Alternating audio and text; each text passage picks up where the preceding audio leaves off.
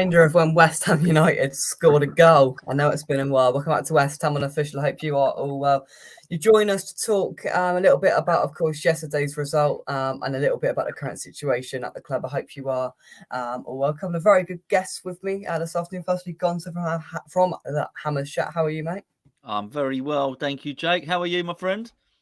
Yeah, I'm not bad. I'm not bad at all, apart from football. And Mike joins us. Mike, how are you? Yeah, good. You lads? Yeah, not bad. So yeah, bit nervous, Mike. Bit nervous about what the next week holds for us, mate. But yeah, all right. Yeah. I think it'd be a very interesting week. It certainly will be. Now, Gonzo, you was up there as well yesterday, and it was just a sort of reignitement of everything that we've been feeling in the last few weeks, and you could tell coming out of the ground yesterday that people were angry, and rightly so, and it just wasn't good at all, was it? Did you leave straight away, or did you see the players come onto the pitch? We did. We saw Moyes sort of come and get the abuse and just sort of go pretty quickly. Yeah, it's like, have you seen that sort of meme where the little kid is running down the corridor and he goes, oh, and he sort of turns back and runs back? Moyes was a bit like that, wasn't he, really? He came up, started going, everyone was saying, you need to go the other way, Mr. Moyes. Yeah, it was weird. It was sheepish. But there was a lot of bad body language yesterday. I thought, and I know it's not tactics. I know it's not a massive part of the game, but you can read a lot. You know, you can very much read a lot. And we were lucky we had good seats yesterday. Firstly, right by the front, which meant we got warmed up by the pyrotechnics at the start. That was lovely. We were like right at the back of that bit there, and we could still feel it. We're like, oh wow! I know that is cup. Yeah, I've obviously been up there. I didn't go yesterday, but it is really close to you, isn't it? Oh, I wanted more. It was because I was a bit underdressed. So I don't mean I wasn't wearing my Speedos or anything, but I thought, I just didn't. I saw everyone else with their puffer jackets, and I thought, I've made an error here. Do you know what I mean? And then that's lovely. But that's about as good as it got, Jake. I'm afraid the warming myself by the fire. It was, yeah. It wasn't very good at all. Let's bring on our next guest. Now we're being taken over a little bit here. Mr. Charlie Walsh, how are you? Hello. I may have told your dad that I have been up for all of 4 minutes. So sounds like you, mate. Going strong. I'm all right. I'm a bit over yesterday at this point, so I'm not angry or whatever. I'm just sort of like, you know. Yeah. It's just a big isn't it, Mike? Obviously you watched it from the comfort of your home. Probably the best place to be. What did you make of it? Poor mate, yeah. Like Gonzo just said, I mean, body language is gone. It's gone now, isn't it? A bit like me then. Yeah. Joking aside, yeah, I think they've just all lost it. You know, the conference is totally shot. And Moyes' comments afterwards are really worrying, aren't they? If he's believing that, you know, we've played well, man, what planet is he on? You know, he's just sorry, but that is not a performance, you know, that 3,000-4,000 fans go out there to go and see. You know, I mean, they just at least want to see people roll their sleeves up, get stuck in, and show some sort of fight. But I don't see that at the moment.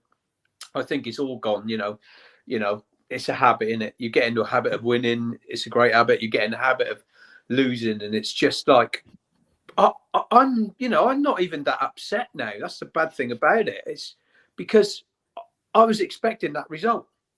Yeah, we all were. You know, I think we all were, weren't we? You know, we're just expecting that to happen, you know, and it's sad, but yeah, I think, you know, if we win that, it'd be a shock.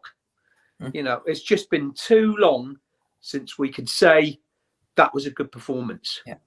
Can you remember the last one? Because I've got a job to, honestly.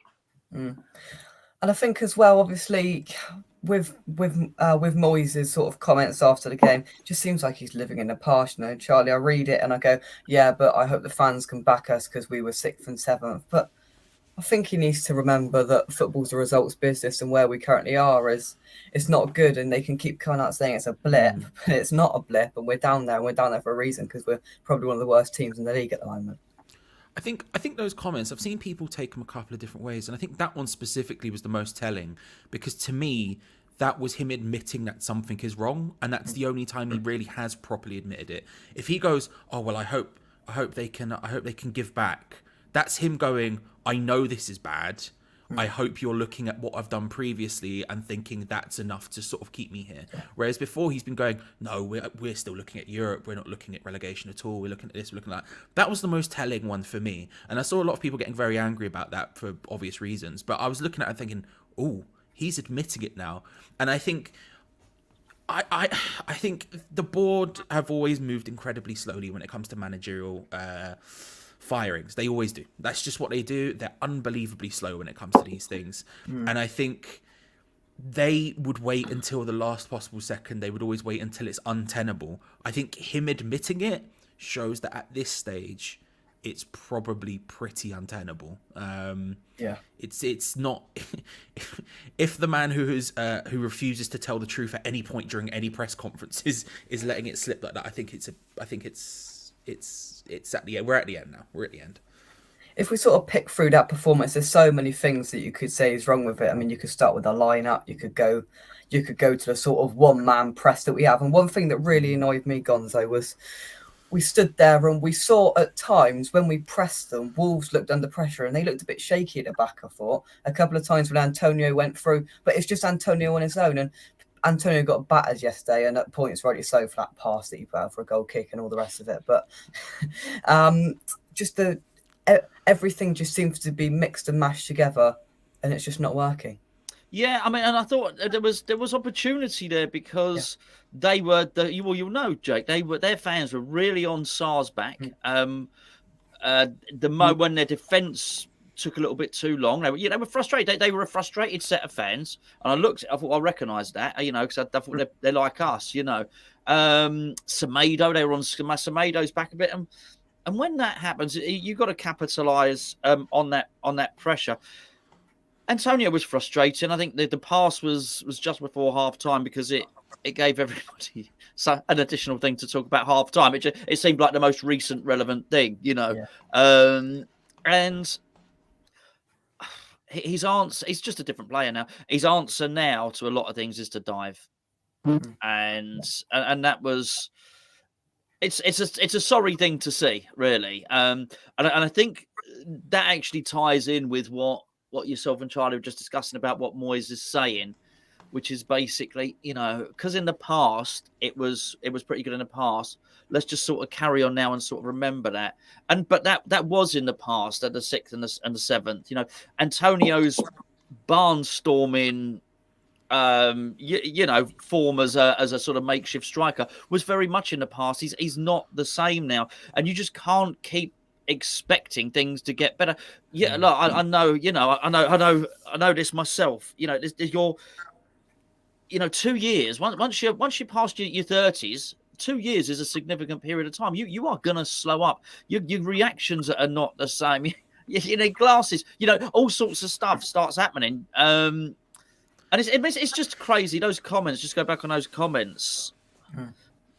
Remember how it was. Look. My car is broken beyond repair. I can't afford to repair it. My car needs to be replaced. It's not like my car, or remember that time I got you all the way to Cornwall without any trouble. So what? Do you know what I mean? It needs to go. And I don't like all this. A lot of players look like they had their best 2 years ago. Yeah, oh, definitely. And it's a side where we've brought in all of these players that just don't have a clue how to work with each other. And again, Mike, we see Souček starting, who, to be honest, I barely mentioned or thought touched the ball more than 2 times. I barely ever knew or barely ever now know that he's on the pitch. And we've got Paqueta that got turned so many times yesterday too easily. Just everything is wrong there. Yeah, they just don't fit together as a team, do they? That is it. You know what I mean? They've got, you look at, say, like the game that's on TV now, Newcastle. Yeah. If you put their players on paper against ours, you wouldn't say they were much better than ours. Honestly, we've probably got, 4 or 5 top quality players in our squad, but they just don't fit together and they don't work as a team. We had that style we were playing to, counter-attacking football, and we've tried to change it a bit and be a bit more possession-based, and it's just not working at all. We've run out of ideas now, haven't we? We've just totally run out of ideas how to play as a team. He's set up to defend first and try and catch teams on the break. That hasn't worked, does it, for a long, long time now? So it's got to change, I'm afraid. It's just got to change. He's got his plan A, which is obviously the negative tactics. And some people say he hasn't got a plan B, but his plan B is to bring Ben Rama on the 60th minute and then maybe bring Oscar Macker about 10 minutes later. But fair play to Moyes because he actually brought Ben Rama on the 59.5 minute yesterday. So we're getting somewhere. But we all know what's going to happen, don't we? We're going to get to 60 minutes and then side Ben Rama comes on. But so do they, and so do they know what's going to happen. So do the opposition. Yeah. It's just, you can read it like a book, can't you? Yeah, I mean, there was never going to be many goals in that game yesterday because, like you said, the Wolves been struggling a little bit as well, and it was very similar to a few years ago when I went out there with your dad, Jake, and we was 1-0 down, letting City go from a corner, and we had a chance, and their fans were just beginning to turn, and like Gonzo was saying a minute ago, that's the time when you got to go and score, and I think it was Snodgrass had a chance right in front of us, and missed it, and you just knew. That's it now. We're done. And they went and broke and scored again and game over, we can't seem to take those moments in a game to change them. Those moments, so critical moments, we just do stupid things. We do brainless things. And we've seen it, didn't we? Like Antonio, what was it? Was it a Crystal Palace game when he tried to cross it and they come straight down the other end and scored? I mean, it's just too many stupid things, you know what I mean? We give goals away in situations that we should never for a team that's meant to be, defensively, minded.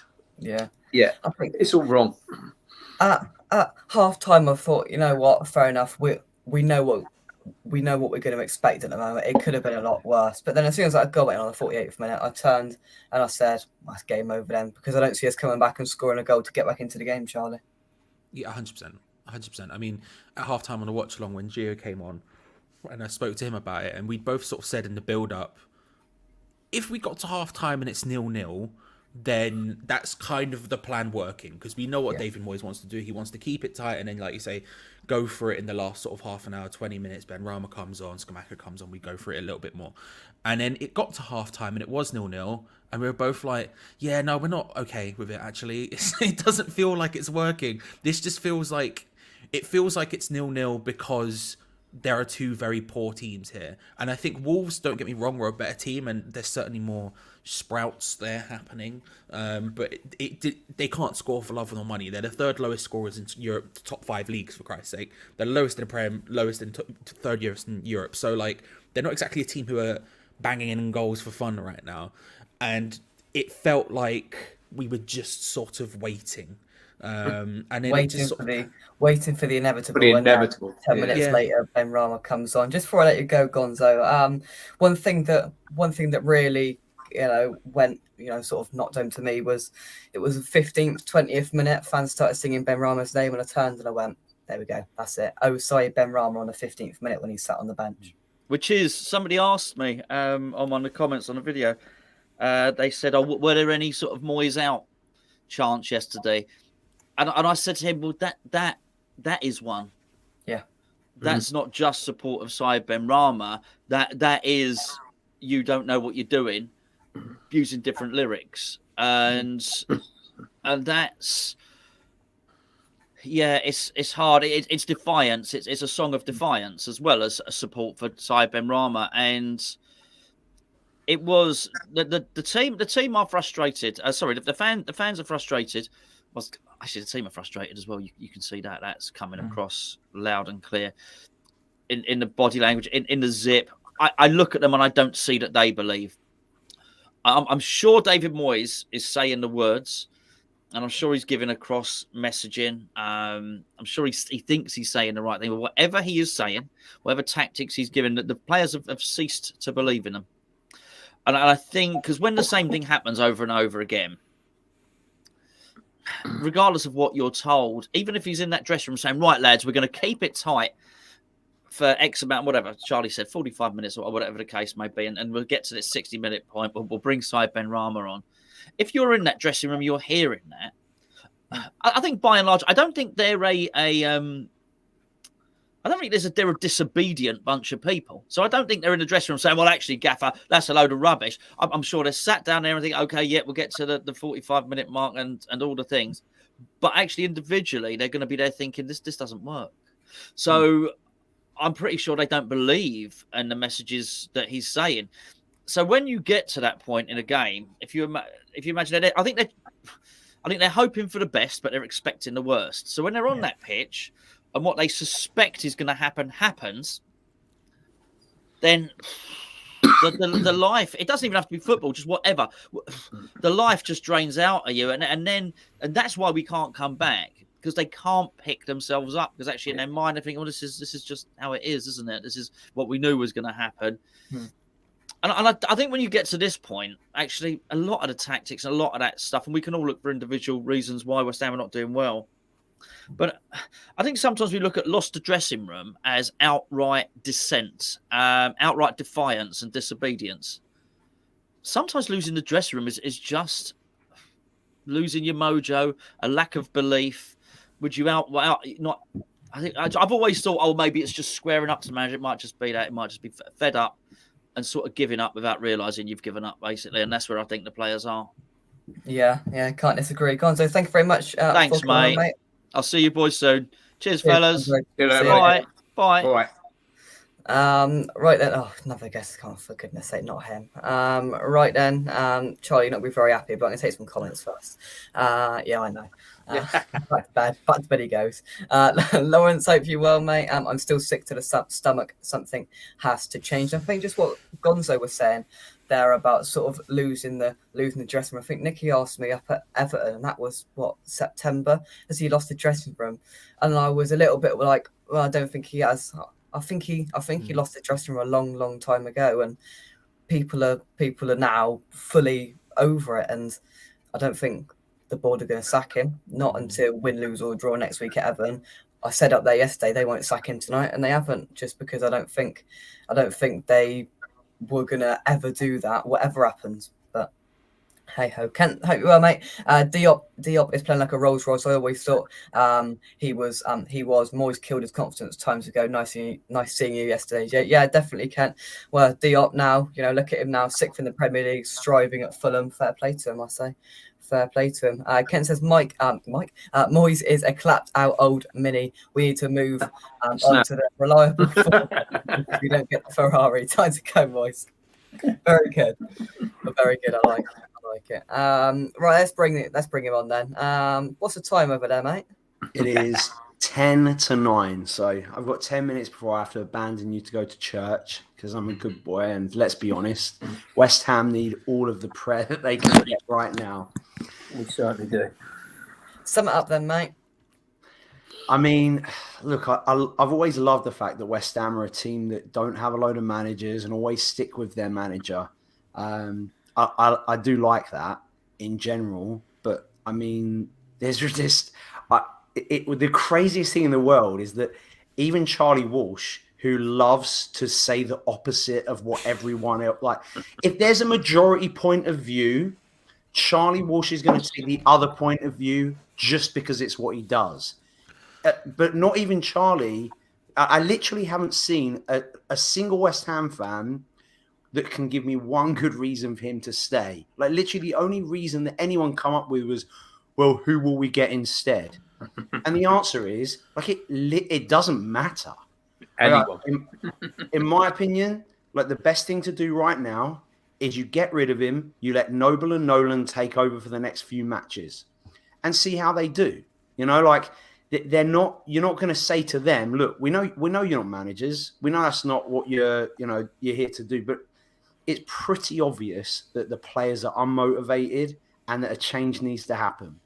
And it gives the board a little more time to find out, okay, this is now a vacant job. Who's interested? And let's look. There's a guy in the French league. What's his name? Will Selva. I don't know his name, but he's a big West Ham fan, and he has basically got a brand of football that is, for want of a better word, and you can bleep me out, shithousery. I mean, it's literally what he does. They're the only team that has stopped PSG scoring in the league this season because his tactic was just get in their faces, wind them up, foul them all the time, and then be a dick to the ref. But it worked, and they got a 0-0 draw. I'm not saying that he's going to be the right person to take it forwards, but Moyes has to go. I think some people are saying that, Mike, and going, well, who are we going to get in then? And I said anyway, I said anybody, because it can't get any worse now. Even somebody who we would go to is going to get these players remotely playing better than Moyes is at the moment, because any man who's got anything to do with football or woman can do better than what he's doing at the moment. Well, let's face it, no one could do any worse, could they? I mean, I think we can all see. Maybe Avram Grant. Avram Grant. Yeah, okay, mate. Yeah, I'll go with that. Yeah. Probably Avram Grant. Joking aside, though, I mean, yeah. I mean, what Frankel's just said is right, because probably it would be best to slide someone into that position. But then would they go to Warburton? And I don't think he's the man for me. So, I'd certainly see Nolan, someone like that, moving in there for a while, see how it goes. The big question is, who do we get? And people were talking about Pochettinos and Tuchels and all that. That ain't gonna happen. Those guys ain't coming now. That full stop. Sean Dyche has been talked about as well. Wouldn't really be my choice, but I'm sure he'd do a better job. I'm sure he would do a better job than what David Moyes is doing right now. It's time for a different voice. They need to hear something else. Yeah. They need to hear something different. The fans need to see something different. The whole atmosphere of the place. I mean, next week is going to be interesting to see what the atmosphere is going to be like, because that is a huge, huge game. That is a massive game. And I've said it, if we do win it, it's only going to paper over some cracks in my mind. It's not, but it's such a massive game for Moyes, because I think even our board, if we lose that game, will have to say, sorry, mate, but bye-bye, you've got to go. We need a change. I really do. Yeah, I think Mike's right there, Charlie, is that we need a different voice. We need something else. And I honestly do think if they sack him, they'll put Warburton in charge just for the short term. Kevin Nolan will be a sort of assistant, and they'll bring Noble into some sort of background role. I'll be honest with you. I wouldn't be that against Warburton, but only for a couple of reasons. I think when people have the conversation about who's going to come in, and it's you have your short-term options, you have your long-term options, and the thing is we're in a situation right now where you sort of need to get going instantaneously. And I think the benefits to Warburton is that he has been with this squad for 6 months plus. He knows them inside and out. And he is literally the exact opposite type of manager of David Moyes. He plays attacking football when he's managed. When he's been in a job, I think he has deserved a shot at the Premier League. It is obviously a risk, though, because he went up to Rangers, for example, and didn't set that on fire. But the other jobs he's had, he's done relatively well. And I think having someone who has that innate knowledge of what the squad can and can't do instantaneously, and coming in and having ideas already, there's no way he hasn't sat there and gone, maybe I would do this differently, maybe I would do that differently when he's watching Moyes play. There's no way that hasn't happened. That, especially when you've got only a short amount of time in the transfer window left as well, could be a massive benefit. He might be thinking, maybe if I just get this one player and we can do this and stuff. That's not to say he's my first choice, but I think the problem is right now, I don't think anyone's first choices are really available, and no one's first choices are really realistic. I think at this point you're picking sort of your poison. You're looking at the pros and cons list and going, right, what's going to work and what isn't. He wouldn't be my first choice, but I think there's something there. I think ideally at this point we probably just go for a short-term manager until the summer, make sure we stay up, and then we go again. But again, there is no ideal situation in this, and that's kind of the worst part about it. We've left it too long. You could have got the ideal situation was the World Cup, and I wasn't Moyes out at that point. I should say I wasn't Moyes out at that point. But if you're looking for a time that was the ideal time to cut it, that was the point. And at this point, you're picking your poison. Yeah. Franco, final thoughts and enlighten us before I let you go, mate.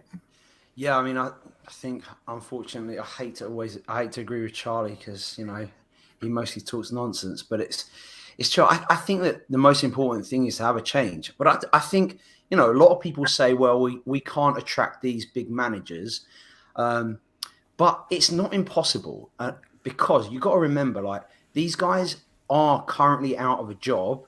And you're right. They're not going to sign a 3-year contract to take over West Ham. But Thomas Tuchel, who hasn't got a job, is waiting for a job to come.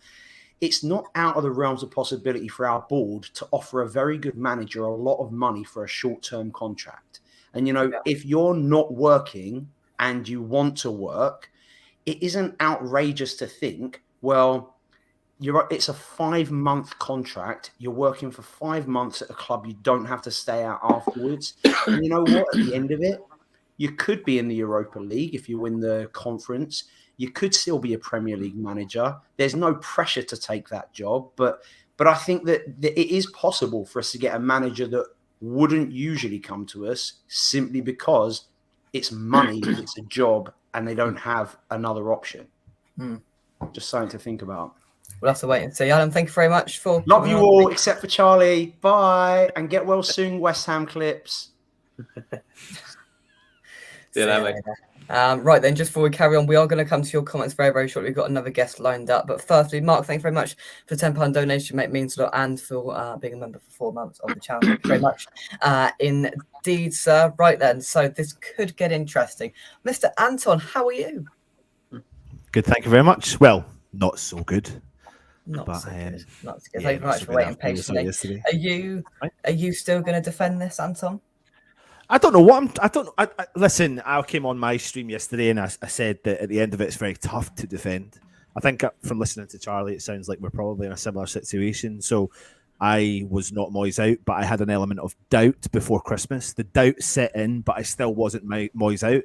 And then after the World Cup, I said to myself, I'll give you 3 games, and the games will be Arsenal, Leeds and Wolves, and depending on where we're at after that, then I'll maybe try and make a judgment. Last night on the stream, I was a bit passionate. I probably said, I think I'm maybe Moyes out, but the more I think about it, it's got to be practical. People are talking about Dyche.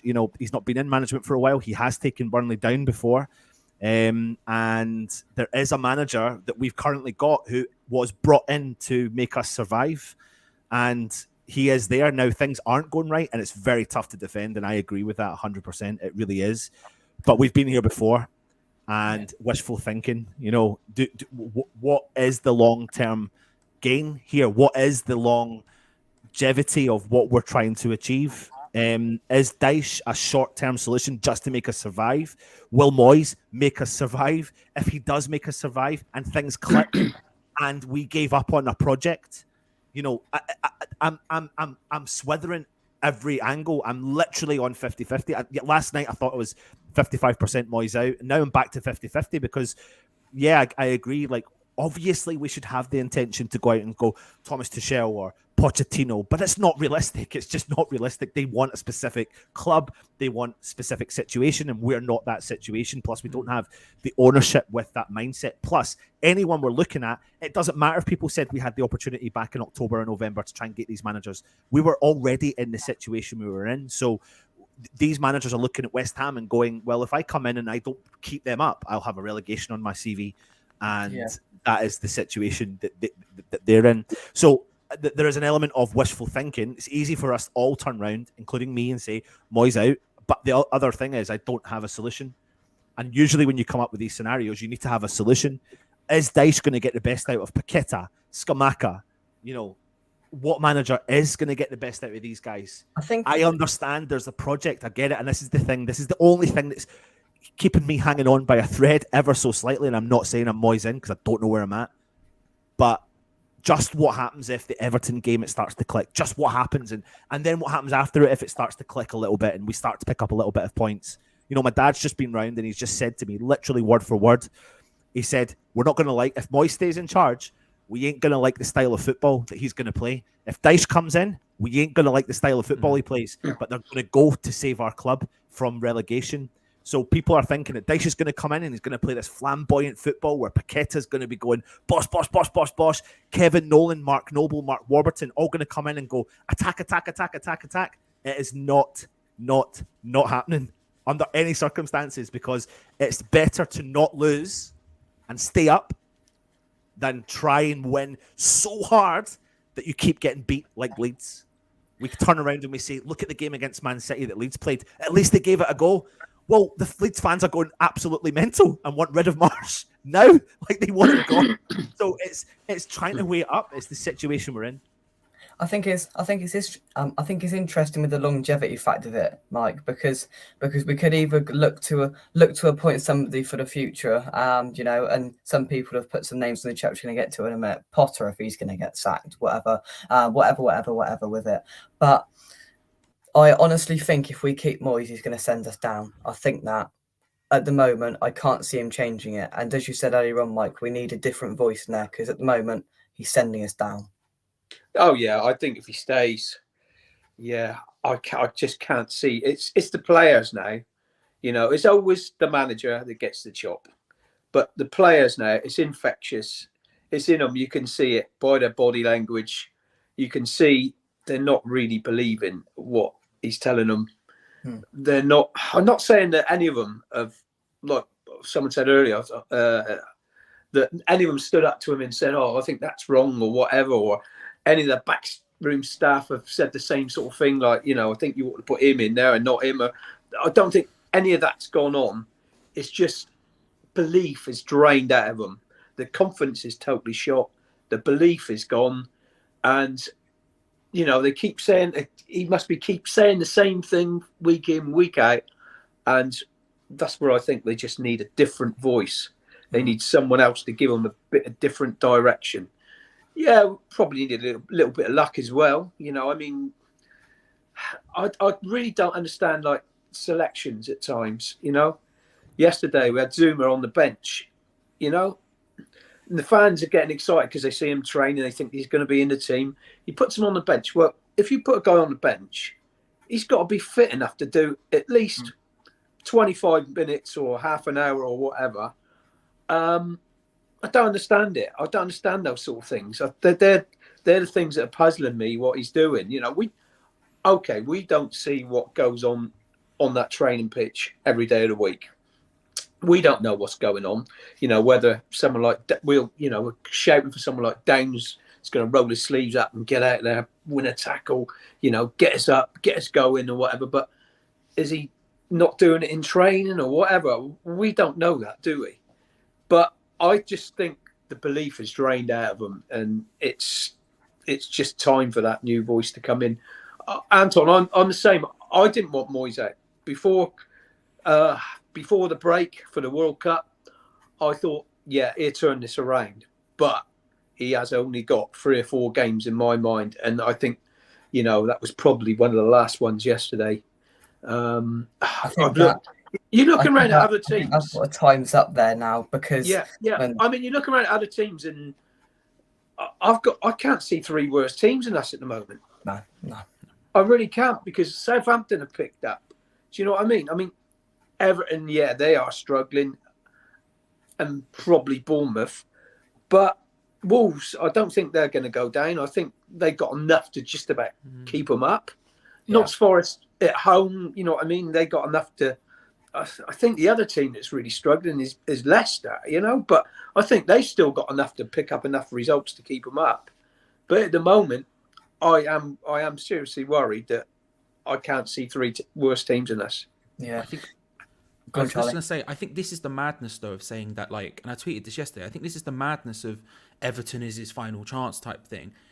Everton are a complete and utter shambles right now. Oh, no. Their fans are chasing the players' cars down the street just to have a go at them.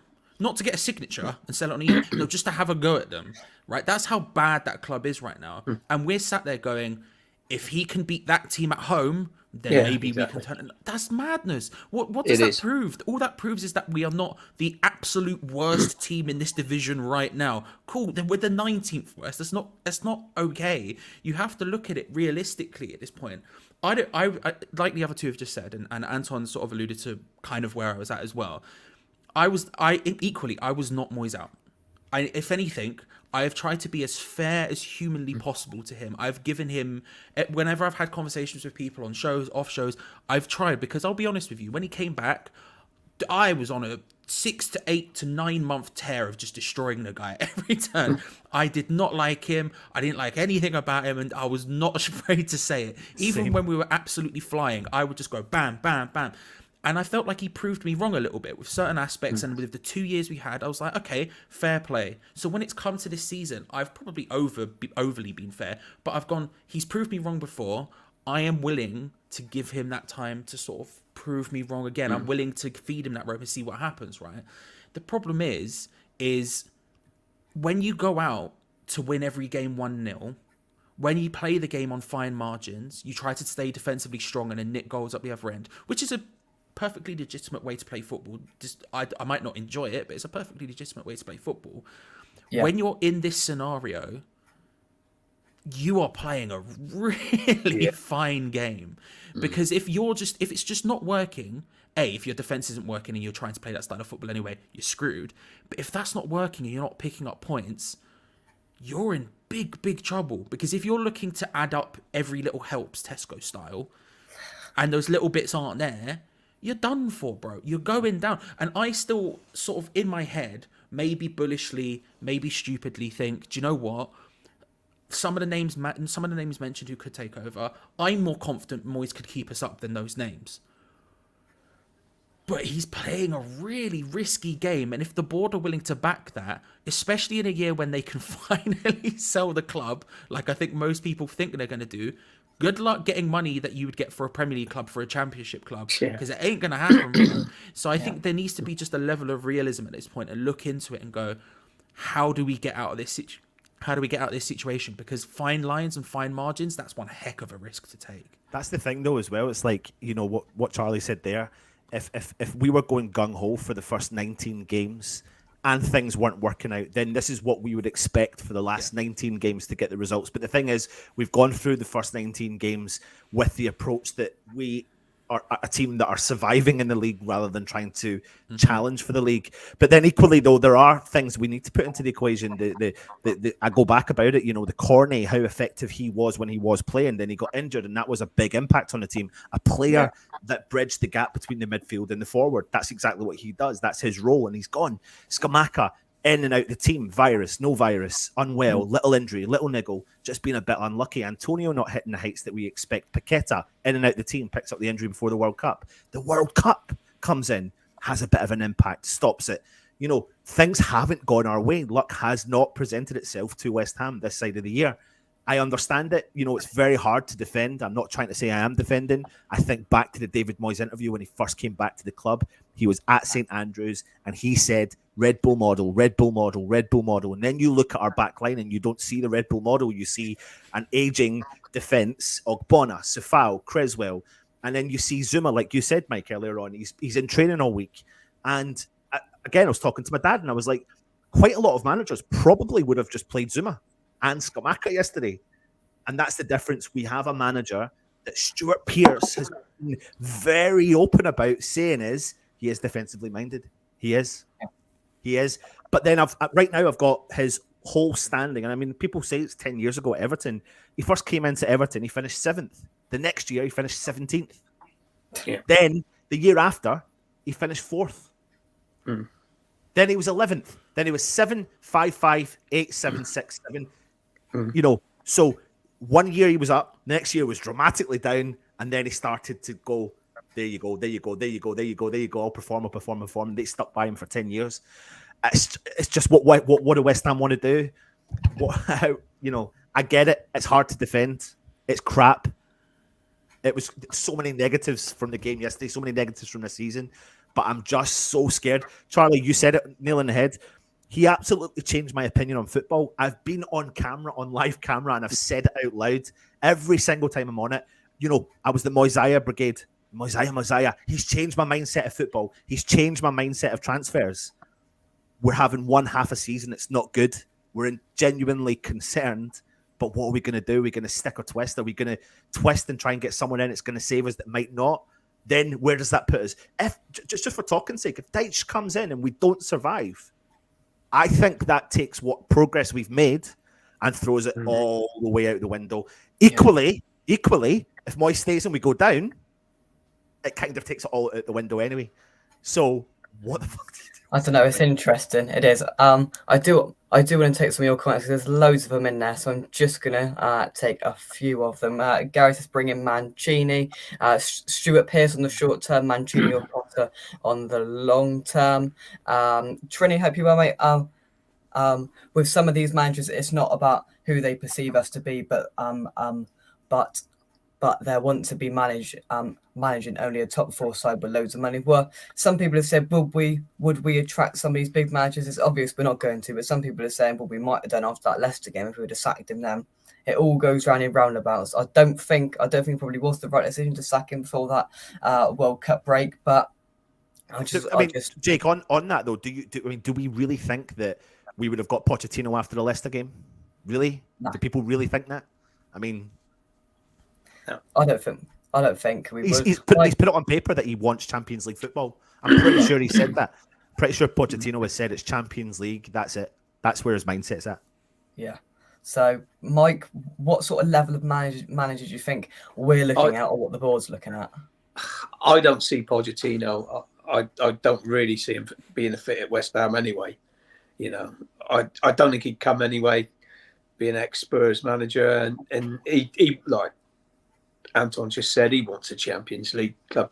That's what he's waiting for. You know, those sort of managers are going to hang out for them positions. Which, at the moment, there may be one or two that might pop up. Well, one especially, Chelsea, but I don't see us going for a level of manager like that. I probably see us going for more of a, maybe even I don't know if they didn't give a younger one a chance. You know, I'd love to see someone like Michael Carrick given a chance. You know, I don't think he could do any worse. I really don't think he could do any worse than what Moyes is doing this lot at the moment. Doing quite a good job at Middlesbrough, I think. Michael. Yeah, Carrick's I know it's early days and it's a championship team and all that, but hey, it might be the case that he comes in, he's managing a championship team anyway. Full stop. But joking aside, I don't see us going at that sort of level. I don't really want to see Dyche or someone like that. I don't know. It's difficult. You look around and you're stuck, and you're thinking, "Oh, would I take him or would I take him? Would he be any better than Moyes?" You know, Anton saying, you know, we had a bit of a project going, and I think he's tried to change the way of football, the way we played football, and it just can't do it with the players he's got at the moment. It's just not working. The mix is not right. Full stop. And I do feel for him a bit. I really do. But you know, I just look around, mate, and I don't see another manager out there that's jumping out at me and saying, oh, you know, we'll realistically get him and he'll take us and he'll get us out of this trouble. I really don't at the moment. I think we're really stuck between the devil and the deep blue sea at the moment.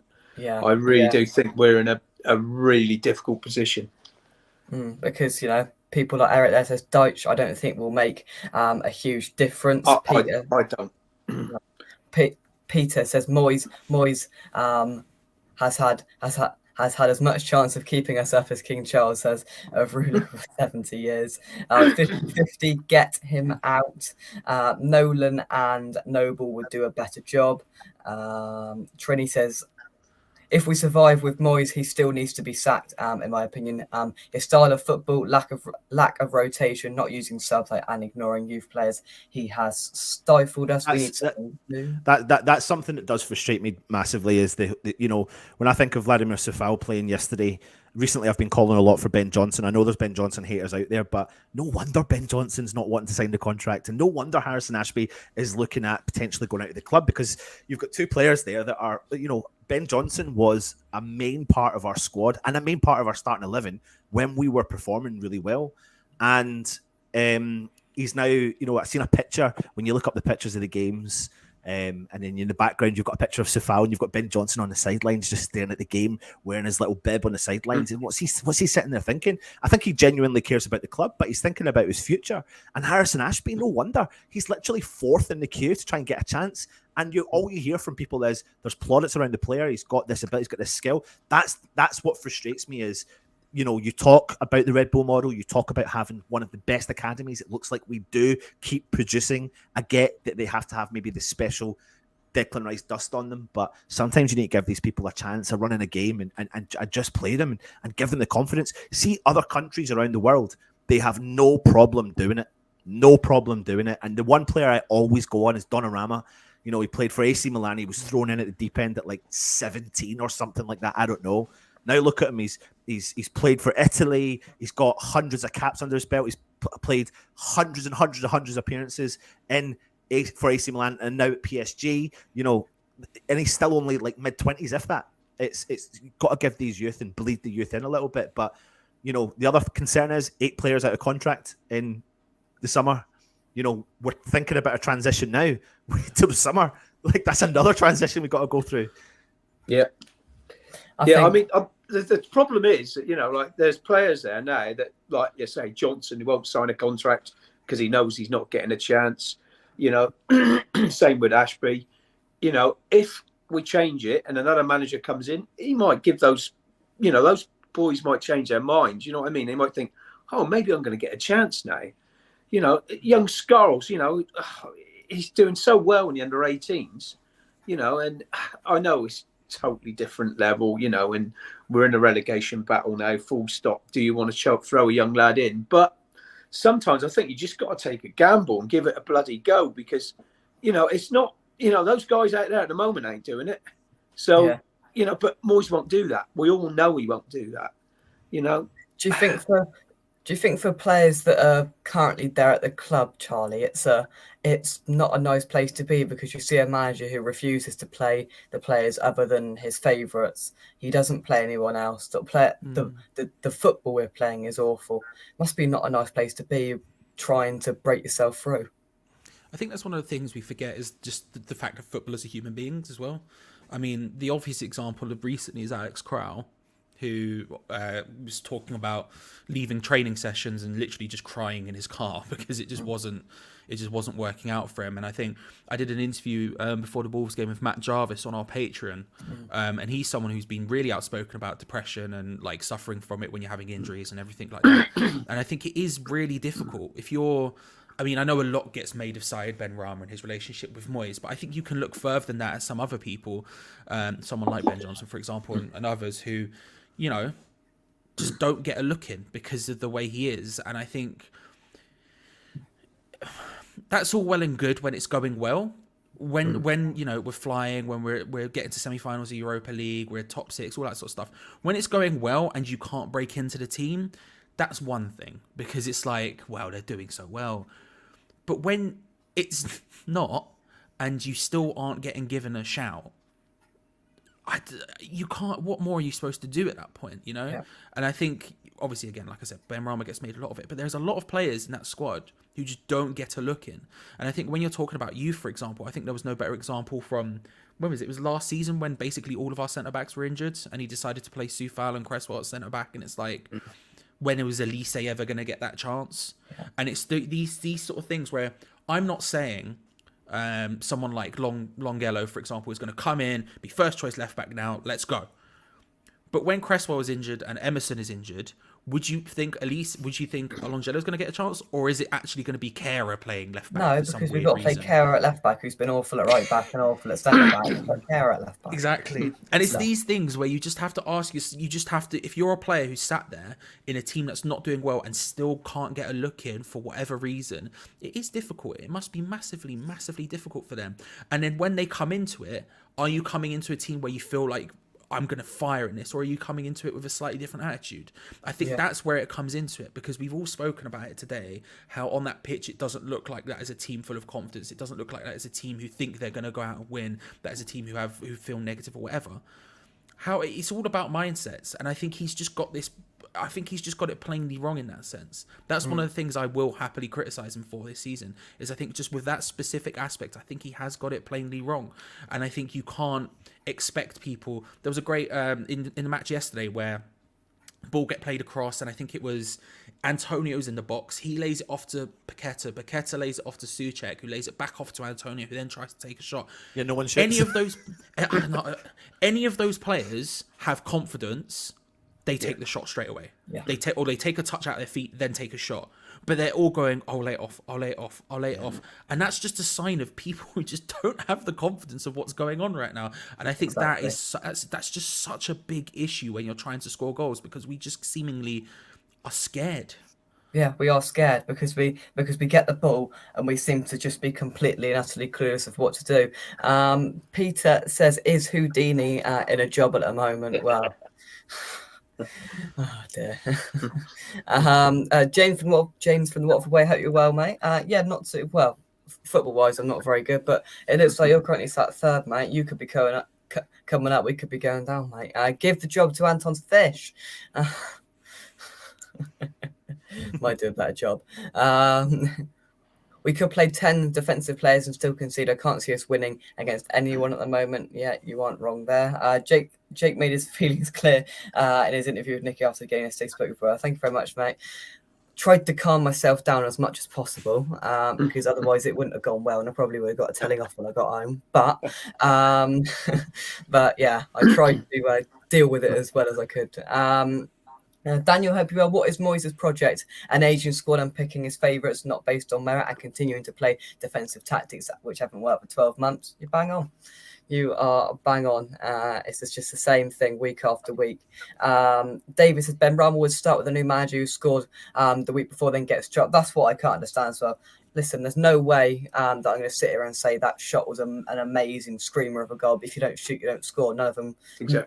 None of them have any confidence to shoot. He wins us a game. He gets us some confidence on the bench. It's disgusting. It feels really similar to Pellegrini. In the end of Pellegrini's era, we would get to the box and look like we had no clue what to do with it. We would play well up until the final third, and then all of a sudden we start taking 4, 5, 6, 7 touches. People would be looking left and right, being like, who am I going to pass to today? Am I going to pass this? Where am I going to pass that? It feels like that just level of cluelessness when we get to the final third of how we're actually going to score. Because the answer tends to be for West Ham at the moment, we're going to play it out to Soufal or Cresswell. They'll sort of lob a ball in and then we'll see what happens. But there's no real actual idea there. It doesn't feel like there's any evidence of training to figure out what to do in that final third. Charlie, what did we do though after Pellegrini? I know. Who saved us? I'm not trying. I listen. I've seen the comment in there. People are saying I'm Moyes in. I'm not Moyes in. You're now misunderstanding it. I'm worried about wishing for something else. To your point, there's Moyes in, there's Moyes out, and then there's a huge bit in between where there's like nuance to the conversation, right? And you can't. Yeah. It's difficult to have that conversation because obviously right now at this stage, I think most people are of the belief that he's got to go, and even me who thinks his position is now untenable, I wouldn't sit here and describe myself as Moyes out, but it's a difficult thing to say. I think the one thing I would say about bringing in a manager like, say, Dyche, who is similar to Moyes in defensive football-minded football, right, is that we look at the likes of Paqueta and Scamacca and think, how do we get the best out of these players? But the vast majority of this squad is still very much a David Moyes counter-attacking defensive-minded squad. And when we talk about fresh ideas, it doesn't necessarily have to mean swinging the pendulum all the way to the other side. It could just mean someone who's going to come in, try some different things out, and not just be as one-dimensional or whatever, right? You could have something in the middle there. But you sort of say that with the side that it's very much a counter-attacking side. But again, I look and I stand there yesterday and think, are these really Moyes players? Because he's brought in this striker who sat on the bench. He's got Paqueta, which I still was baffled what position he was playing yesterday because he was making tackles defensively alongside Rice. He barely got past the flipping halfway line, and this comment here is almost a little bit. Everton, Bournemouth, and West Ham are the 3 worst teams. You can't get past the fact that we are one of the 3 worst teams in the league. We're playing awful football, Mike. I totally agree with that. I think that's what I said earlier. I've looked around and there is, we're not playing any. We've got no identity. That's the trouble. You know, we were counter-attacking team when we had Lingard. You know, we at least we had a clue what we were doing. But you look around now and what are we doing? I really don't know how we're trying to play. No. Charlie just said it a minute ago, you know, we knock it around a little bit and we get it out to one of the fullbacks or a winger and he just lobs it in the box. And honestly, it's just, they've just run out of ideas. So they totally, for me, they just don't know how we're going to score a goal. You know, we are so it's the most worrying thing minded, you know, and yet going forward, we just haven't got a clue how we're going to, you know, create good chances. Yeah. Peter says here, Derby are licking their lips. Not only Derby, ITV are licking their lips because they've gone, yes, we've picked the right game. The Premier League upset is on. That is what they're thinking as well. And honestly, what's that end of the month? 15 days time? What's that? Something like that? Derby away. They're a side, if they're up for it, they're going to beat us, I'm afraid. But we will cross that bridge when we come to it. Luke, hope you are well, mate. Lewis says our 2 top scorers from open play are Ben Rama and Skamaka, both the benches. Decisions like that, I cannot fathom. I completely agree with you. I completely agree. It's just so strange. Trini says even in the seasons where we did not keep many clean sheets, but we scored goals, so it did not matter. Yeah, we were scoring goals, which we just can't. Which we just can't do now. Sharky says, I'd say we need another 22 points to stay up. Which teams are we picking up 3 points from? I'm struggling to find any confidence, which is getting us a win against anybody in the league. You'd like to think this sort of form isn't going to carry on for the rest of the season, otherwise we are going to go down. But at the moment, if we're going to play like this, if we don't beat Everton, I'm going to say this now, if we don't beat Everton, we've then got Chelsea, Tottenham, Newcastle. We're getting nothing from them 3 if we're playing low. If we play like the way we are at the moment. And then after that, I'm not sure what we've got after that, but I'm not sure it gets much easier. I don't think it matters who we got, Jake, to be honest. It doesn't matter who we got. You know, I think there's, like I said, there's probably only a couple of teams that are as bad as us. You know what I mean? And we probably wouldn't even beat them at the moment because the confidence is not high. But I mean, if a new manager come in, he's got some tough games to deal with, hasn't he? Straight away, you know. I think it's like it's like what you said, Mike. It's maybe not who we've got in front of us; it's what we've got in our ranks in terms of, you know, like Tommy Soucek. The last 3 games, he's been played in a more forward position. I actually thought he was making a little bit of decent play in the last couple of games. Didn't particularly play that well yesterday. Didn't bridge that gap yesterday that we really needed him to do. Obviously, Antonio, etc. But I mean, the flip side to it is, if you can get a fit Skamaka playing week in and week out, if you can get a fit Zuma playing week in and week out alongside a Gerd, which we've not saw this season, the time to transition with Areola and Fabianski, you know, it could click. I know we're 19 games in, and I know it's not, and I know I'm wishful thinking, but I'm just usually in life if you've got a problem, you try and come up with a solution. Right now, there is no solution, so therefore, I see. Twitter is a crazy place, and I read some crazy comments, and people are going like, I would take anyone. Or I'm hearing people saying, people think Everton's bad, wait till Everton game next week. I mean, ridiculous comments that people are trying to say that we're going to start turning on the players and doing this and doing that. You know, we've still got a little bit of time on our side. It's not ideal, but they've obviously decided they're going to give Moyes the Everton game. But they were obviously working on stuff in the background. They blatantly are, and they blatantly will be. If everyone in this circumstances will be looking at, you know, who's out there. They might not be speaking to someone, they'll just be on that, who's available, what can they do, do they understand the club? Not a lot, unless you do something like Brighton and try and pluck somebody out of the air like De Zerbi, and then see what happens in that sense. Kent says there's only so many times you can blame hard luck. You get relegated, you deserve to. You don't get nothing for bad luck. Jakey boy, I need to go, mate. Yeah. Cheers, Anton. Thank you very much, mate. See you later, buddy. See you. Changing the subject altogether, Jake. I was just watching then Mitrovic is taking a penalty for Fulham, right? Yeah, what's the score in that game? And he scored, but he did a Diamante. Charlie, can you remember the Diamante? Did he do the Panenka? Did he do the chip? No, it was like he slipped and sort of double hit the Oh ball. yeah. Oh, And he did exactly the same, but it went in, but the ref has cancelled it. no way. Yeah. Jeez. Shout out Wow. Diamante. What a player. What a guy. I think he's still playing in Australia somewhere. Is he which still insane. playing? Is he? Yeah, I think I so. loved Yeah. I think him. he's playing for like He's a real Sydney character. Wanderers or something in Australia. Oh, yeah. I'll have a little look. Anybody know what his first name is? Alessandro. Alessandro Diamante. Let me have a look. Can't forget Just talk between yourselves. Is he still playing? He is. Is he? Free kick. He is for Western United. From 2019 onwards. Well done, 68 Charlie. appearances, You're 10 on it, goals. mate. Okay. There you go. There we go. He's still playing. How old What is guy? he?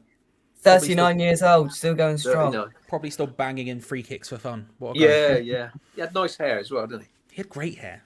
he? Great hair. Great head of hair. Yeah. Great head of hair. You know. Great head of hair. Let's move on. As Jimmy Greaves would say, it's a funny old game. Peter says most teams have at least 3 or 4 strikers in their squad. We have only 1.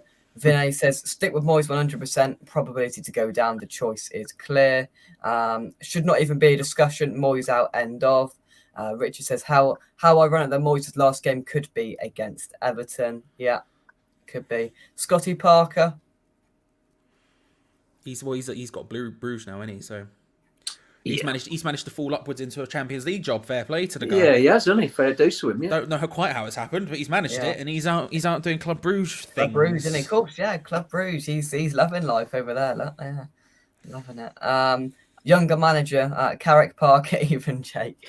Noble and Pearce, short term. Parker and Noble, Nolan and Noble. Parker's at Club Bruges now. Get Bilic back. Crikey. He's doing well as well at the moment at Watford, I think, isn't he? Yeah. Watford.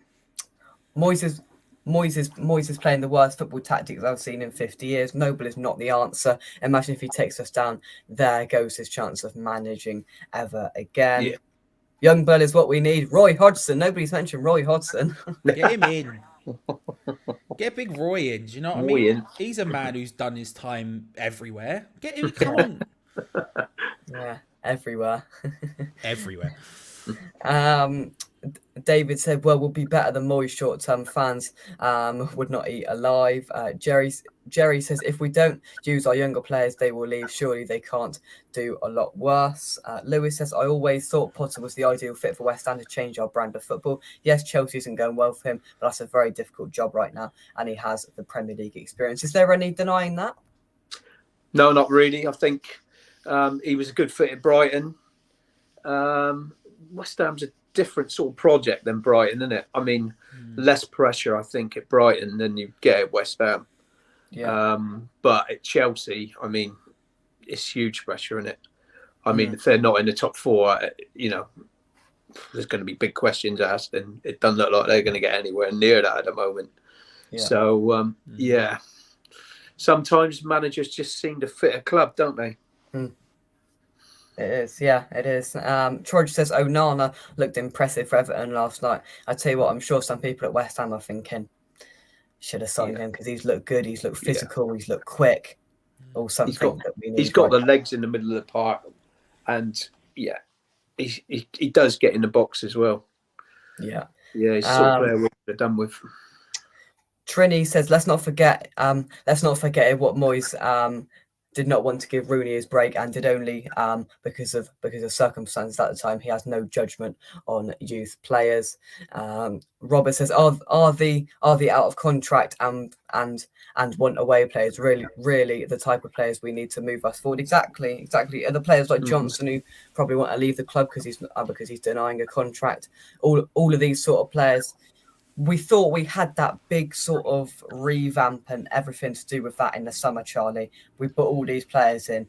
I was a little bit apprehensive at the time because of the sort of stature of the players we were bringing in.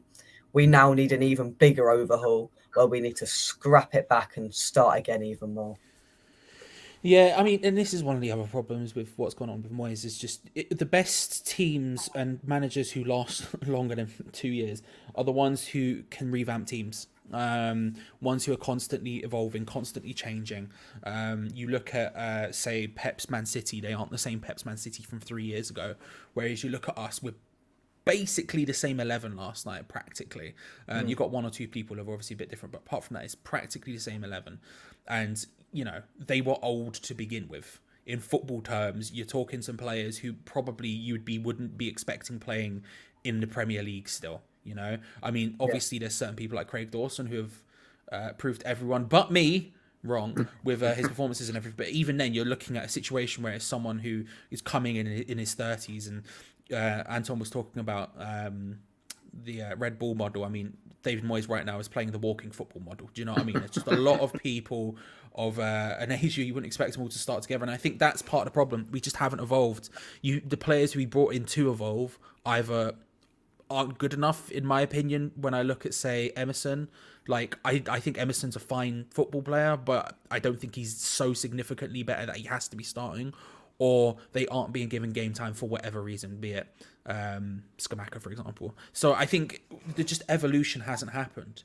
And not only do opposition teams figure you out, which I think has happened over the last year, 18 months, opposition teams have figured us out, but also you just run out of ideas. And if the players are doing the same thing over and over again, then they're going to be bored and they're not going to be as motivated. I mean, Manchester United with Alex Ferguson, he always used to change assistant managers to keep that thing fresh.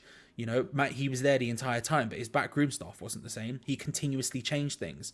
And I don't know, look, obviously Warburton was brought in this year, but I don't know how much the day-to-day at the club is any different. It certainly doesn't feel like it from what we've seen on the pitch. And so when you're just doing that same thing over and over and over again and expecting the same results, it's just not how things work, you know? No, exactly. Daniel says Moyes knew the fans would demand more attacking football eventually. He just can't do it. He's lost. He doesn't know what to do. It's painful. Sharky says the fans would really love to see a youth player get a chance to shine. Moyes' tactics are out of date. He cannot change, and this is where we are now. Robert says Football News 365 is saying we are looking at Nuno Espirito Santo as a Moyes replacement. Wouldn't surprise me at all. Flynn Downs doesn't get a look in.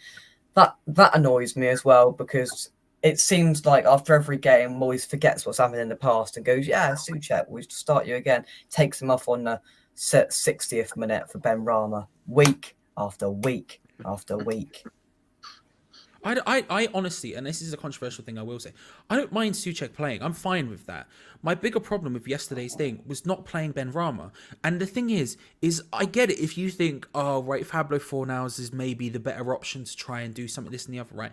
I understand that argument, but I spoke to Wolves fans before the game. I did interviews with Wolves fans for both my channel and their channels. I spoke to other people off camera. I spoke to other people who just watch football and just watch Wolves. Every single one of them mentioned Semedo as being their weakest link. Every single one of them, they went, Semedo, he's not good enough. Defensively, he is just not there. He gets too far forward. He's not that good defensively to begin with. It's a mess. And David Moyes looked at that situation and went, Pablo Fornals. I love Pablo Fornals. I am one of Pablo Fornals' biggest fans. But he's not exactly going to run and take on his man, is he? No. Ben Rama was such an obvious pick. Such an unbelievably obvious pick. And then the other argument is, well, maybe you want something to you want someone to bring on and make some impact. You have Skamaka on the bench. You've got the impact people there. Just put Ben Rama on from the start and have him, because Semedo he looked like he owned the Molineux yesterday. He was going up and down like there was no tomorrow. There wasn't a care in the world for him. He wasn't freaked out, because Pablo Fornals, again, I love Pablo Fornals, but the way he plays under David Moyes is just not going to be an attacking threat for him. So he was able to do basically whatever he wanted. And he ran that game. It wasn't Pirlo running the game, but he was one of Wolves' best players, right?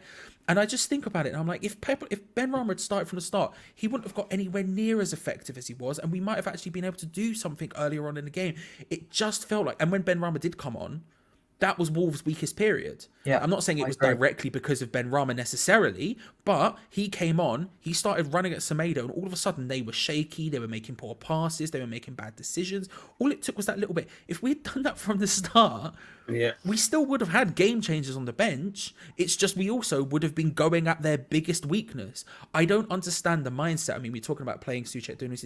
I don't understand the mindset of seeing someone's biggest weakness and deciding not to do the unbelievably obvious thing with the person who is arguably the most informed player in the squad right now. It was perfect.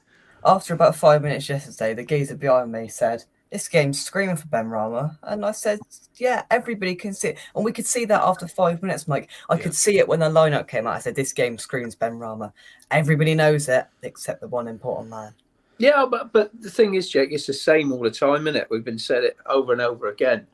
We set up not to concede. We set up to stay in the game as long as we can, and then hopefully nick one. You can't carry on like that. We've got into Europe 2 years in a row. And then we turn into a team that just want to sit in and defend and try and nick a go at the end. And stay in the game for 75 minutes. It's just not good enough. The tactics are just not good enough. Yeah. 75 people watching, that like button and subscribe to West Ham Unofficial if you haven't already. Let's get those likes up. Just 34 of them. Come on, that's half of what we've got. I'm not very good at maths, but I know that. Hit that like button if you haven't already. Let's take some more of these comments then. Vinay says, the board can't believe a manager that finished 6th and 7th could get the team relegated. It's very possible when you play the same aging players and don't change your tactics. Didn't Claudio Ranieri win the league and then get sacked the next season for Leicester? Yeah. My point proven. Let's scroll down some of these comments. Get your final comments in as we'll start to wrap things up. I can see all of your passion there. I can see your blood boiling, as is all of ours. But keep them coming in, and we will keep reading that for a little bit longer. Lewis says, if the football was terrible, but we were nicking wins, I think we'd be up for giving Moyes till at least the end of the season. But we have neither, which makes the football dire and even harder to stomach. We are currently 18th with no real plan. I'll say it, Moyes out. We need something to change. It's a penalty to Fulham. What's the score in that game? Does anybody know? 0-0. It's still 0-0, is it? Oh, was that penalty? Right. That was the Diamante penalty. Yeah. That was the Diamante penalty. Yeah. Mitrovic did exactly the same, but Diamante got away with it. In the good old days, that was, though, mate. Lewis says VAR or anything like that. Without the VAR. Yeah. More drama yesterday in the Manchester derby with Rashford, who was about to kick it and then realised, oh crap, I'm offside, so I better not kick it. It's all happening. Let's scroll down. Harry Redknapp. Harry Redknapp, could you imagine that? Let's take some of these comments. John from Connecticut Blues, hope you well, mate. I'm taught I hate Spurs. Yeah, Spurs Arsenal a little bit later on. I don't want Arsenal to win the league. I really hate Spurs, so it'd be quite funny if Arsenal beat them, wouldn't it, to be honest? But I'll back Arsenal. Nice, fun, young teams, you know what I mean? Yeah. Annoying, but at least they're doing the right thing and playing fun football, and they've got a bunch of young players, you know? Trinity says, I wish both of those North London clubs could lose.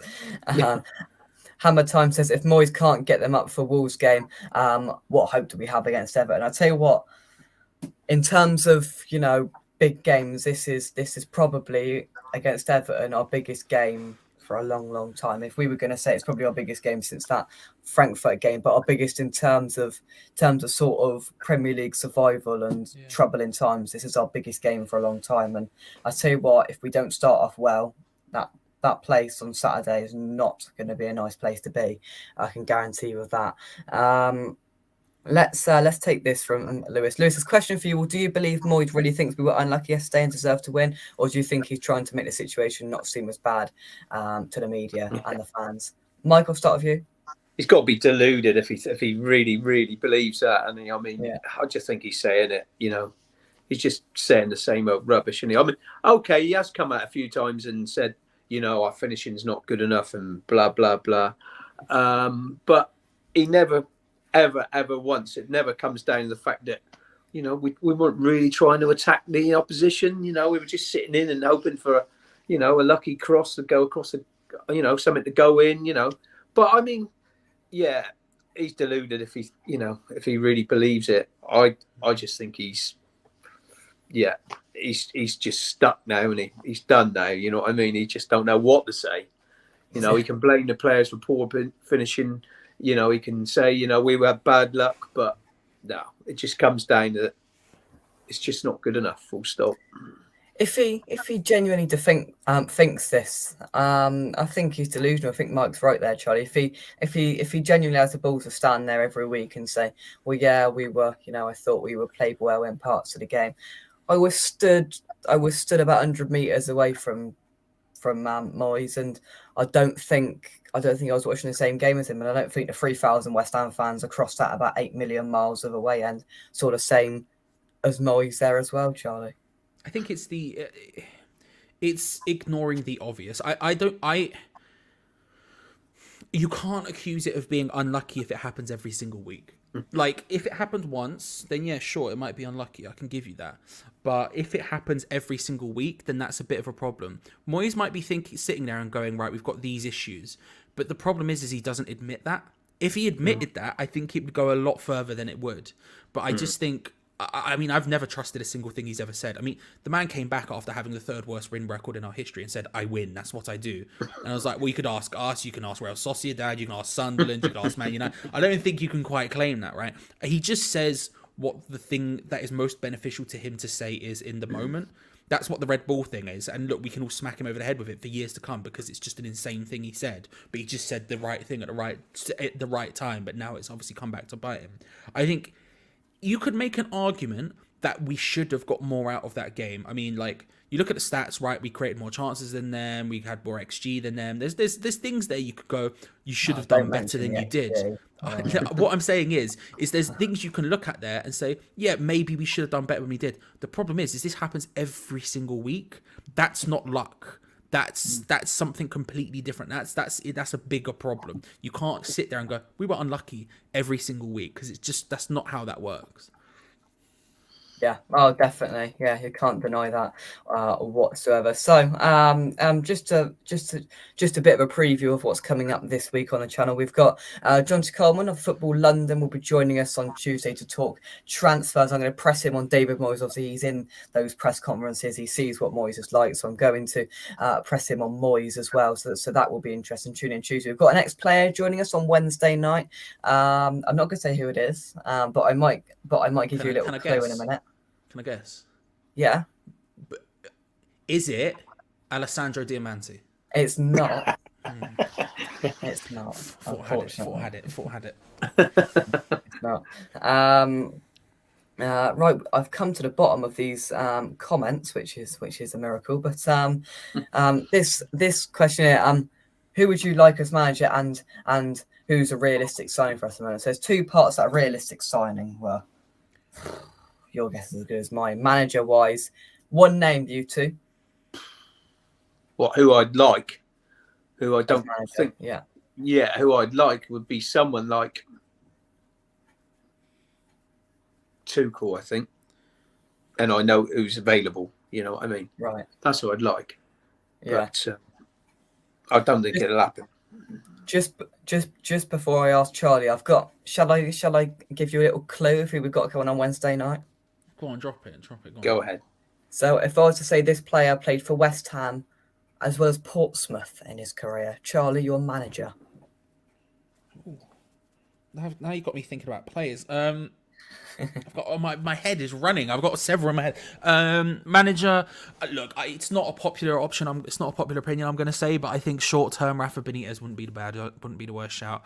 I think just get someone in who's going to keep us up. I think he's the only one who's got out of the realistic names that get banded about, he's the one who has the best track record of getting the best out of players, and I think he'd be the highest chance of keeping us up while taking us a step in the right direction in terms of evolving our football to some slow extent, although it's far from ideal.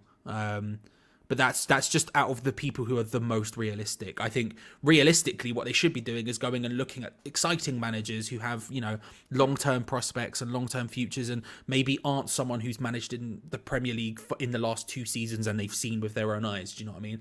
Go and find someone who actually has something about them, but I don't think they'll do that, sadly.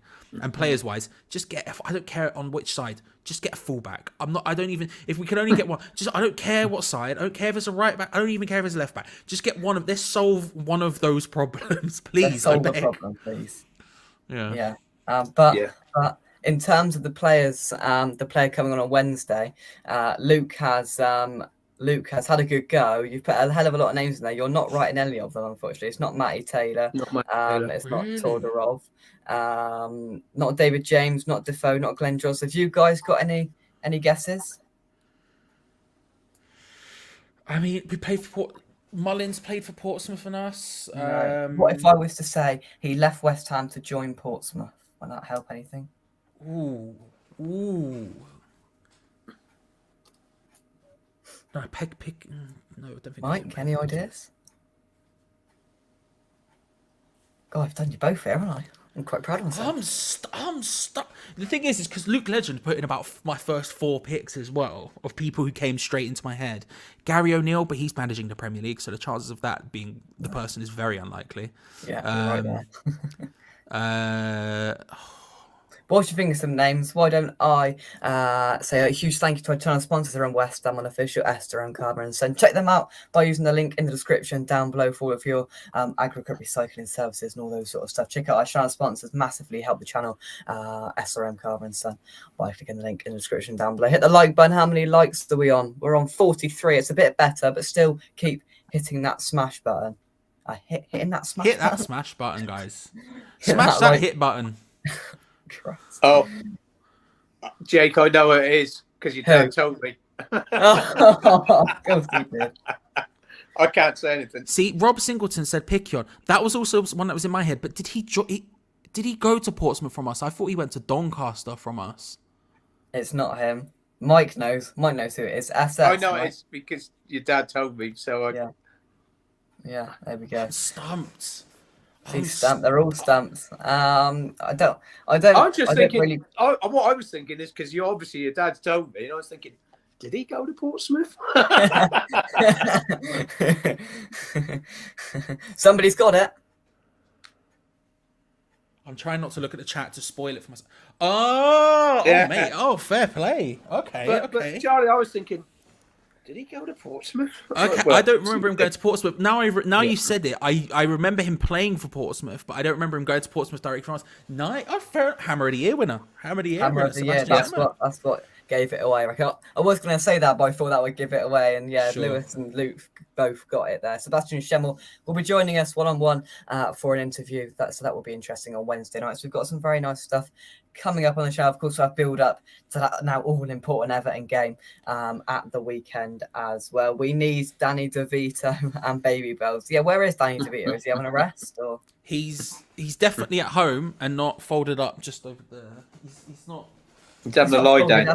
He's having a lie down, bless him. Look, there he is. He's upside down there, but he's there.